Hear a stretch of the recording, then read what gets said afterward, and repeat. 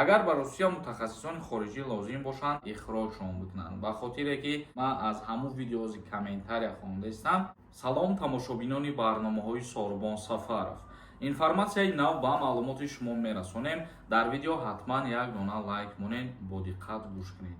Нафарҳое ки мехоҳед донистанд аз Россия запрети шумо кушода шудагӣ ҳаст ё ки нест, номери WhatsApp мебирояд, бинависонед, тафтиш мекунад. собиқ сардухтури санитарии Русия даъват кард ки муҳоҷирон пеш аз ворид гардидан ба Русия аз муоинаи тиббӣ ва моякӯбӣ гузаранд. Дар ин бора Думаи давлатии Федератсияи Русия гуфт, ин чиз дар ояндаҳои наздик пешниҳод мешавад ва ҳатмӣ мешавад.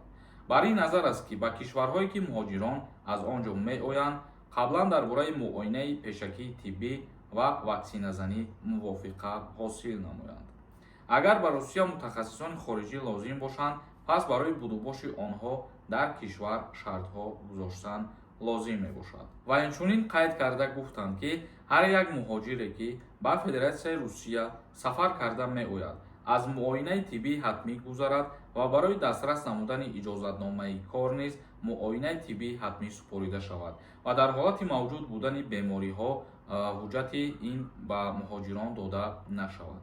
яъне ки пешниҳод шуд ба Думаи давлатии Русия ки ҳар як муҳоҷире ки мисол ба нияти кору фаъолият ба Федератсияи Русия сафар карданӣ мешавад, вақти сафар бояд аз муоинаи тиббӣ ҳатмӣ бигзарад ва дар ҳолати гирифтани патент инчунин қайд карданд ки ягон бемориҳое ки мақсад мавҷуд мегардад пайдо мешавад дар ҳолати аз муоинаи тиббӣ гузаштан, ба ин нафар муҳоҷирон низ ҳуҷҷатҳо дода нашавад.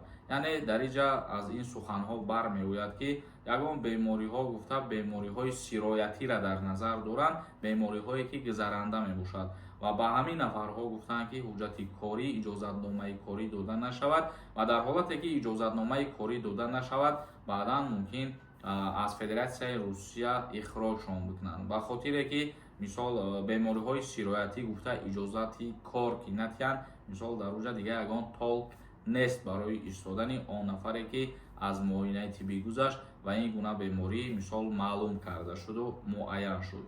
мо хостем ин информатсияро барои шумо бирасонем.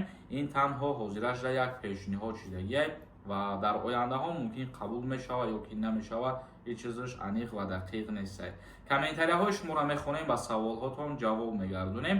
ягон нафари шумо дар Россия шаҳри Москва ва Московский област ё дигар шаҳрҳо ҳам қарор дошта бошем, бихоҳем ки студентский билет бигирем барои хитона ва ин плюсҳои калон барои хитша дорад, номерои WhatsApp мебирояд, бинависонед, студентский билетҳои оригинал дар доираи қонун барои шумо тайёр мекунанд. Раҳматов нависонда. Салом акаи Сорбон. ҳозир дар Федератсияи Россия мобилизатсия боша ё ки не? ҳамира мефаҳмондем. меган муҳоҷирора хизмат бурдесиянд. не, дар Федератсияи Русия мобилизатсия нестай, хизмат набурдесиянд. танҳо нафарҳое ки соҳиби шаҳрвандӣ мебошанд, ана ҳамвора мисол маҷбур кардесиянд ки дар учёти вайни худшон намонанд, дар ҳолати намондан паспортҳошона аннулировать кардесиянд. тамом. Ҳусейнов нависондай. Салом бародари азиз. як савол доштум. то чанд сад ҳазор рубл наличка аз дохили Россия метонем баровардан, яъне аз аэропорт ё граница то чанд сад ҳазор рубл иҷозат медиҳанд? хоҳиш мекунам ҷавоб мегуфтед. зарур аст. ҳамин саволи шуморо агар хато накунем, як ду борае ки ман ҷавоб додаистам, то $10,000 иҷозат ҳастад. амура ҳисоб кунед ба рубл чӣ қадаре ки шавад. як нафари дигар нависондай. аз 1 сентябр симкарта дар номи худат бошаю, не ки дига одам истифода барад. штраф то $50,000 рубл.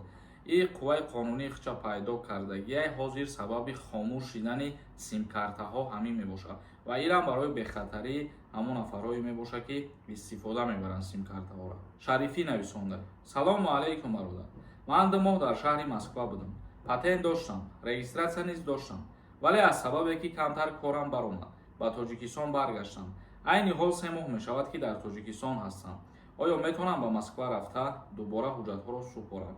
вақте ки шумо дар доираи қонун кору фаъолият мекунед ва тамоми ҳуҷҷатҳои заруриро соҳиб ҳастену аз Россия мебароед, баъди бозгашт ба Русия имконият зиёдтар аст барои асари нав мисол ворид шидан ба Русия ва ӯ ҳуҷҷатсупорӣ дар ҳама ҳолат вақте ки ворид кишиден метавонед ҳуҷҷатона биспорина қабул кунед. Як нафари дигар нависонда: салом бародар, амнистия барои запрет дар Россия мешавад ё ки не? Раҳмат.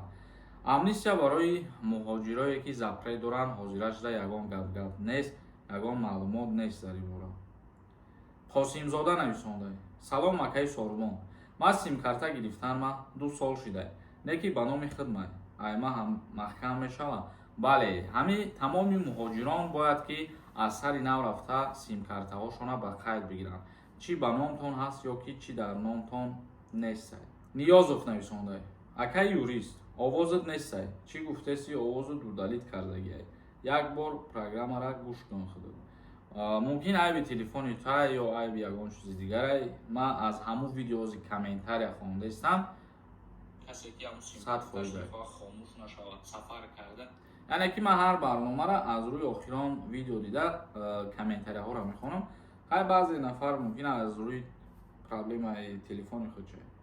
Як нафари дигар нависонда: ака, ҳамин рекламаҳоро намон, илтимос, каседа ки маъқул нест реклама бигзаронешад. ҳастаи дариҷа нафарое ки аз ҳамун рекламаҳо ягон кори худшонро осон мекунанд, мақсад ҳамун хизматрасониҳои моро истифода мебаранд. ҳамун нафарое ки кору фаъолият мекунанд, ягон рекламаи зараровар накардем мо. Ба ҳамин хотир маъқул набошад тамошо накунед, на видеоро, на рекламаро. Барномаи имрӯзамона ҷамъбаст мекунем. Зинда ва сарбаланд бошед. Худованд ҳамаи мо шуморо нигаҳбон бошад.